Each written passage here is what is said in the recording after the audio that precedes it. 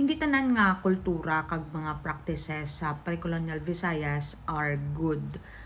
When we say pre-colonial Visayas, amo na ang chimpo nga before pa nag-abot ng mga Espanyol diri sa Visayas, no? So pre-colonial sa.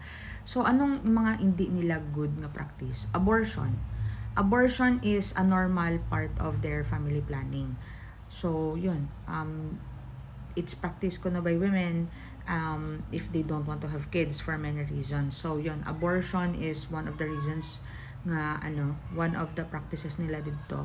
And another thing is kung magbata kuno sila nga may depekto bala, like bulag, may piang or kulang sa tudlo or any other defect nga hindi nila gusto, ginabayaan nila. Wala nila gina-take care.